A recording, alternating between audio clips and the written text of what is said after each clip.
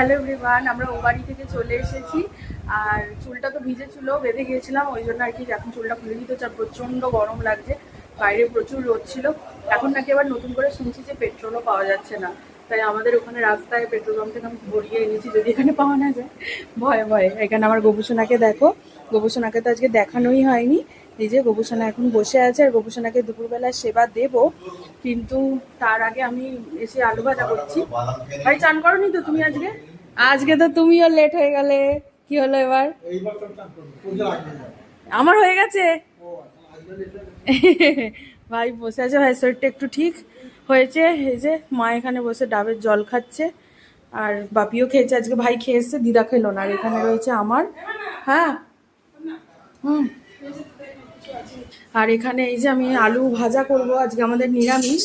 কারণ কি, কালকে আমাদের বাড়িতে রাম পুজো, আমাদের রাম ঠাকুর দীক্ষিত, আমার মা আর বাবা রাম ঠাকুর প্রতিষ্ঠিত, তোমরা জানো তো। রামনবমীর পুজো কালকে, তাই আজকে আমাদের সংযম হচ্ছে, মানে নিরামিষ আজকে।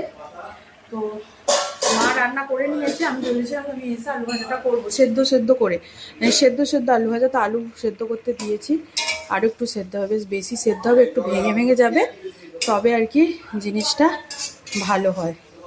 তো চলো, এটা আরেকটু সেদ্ধ হবে। সেদ্ধ আলু কিছুটা ছিল, ওটাও আর কি এতে দিয়ে দেবো। আর বাইরে পুজোর সব কথাবার্তা চলছে, কি লাগবে না লাগবে। আর আজকে রান্না বান্না দেখাচ্ছি তোমাদেরকে, দাঁড়াও। এ দেখো, মা চাটনি করেছে, শুধু ডাঁটার ঝাল করেছে, বিউলির ডাল করেছে, আর এখানে ভাত আলু সেদ্ধ রয়েছে।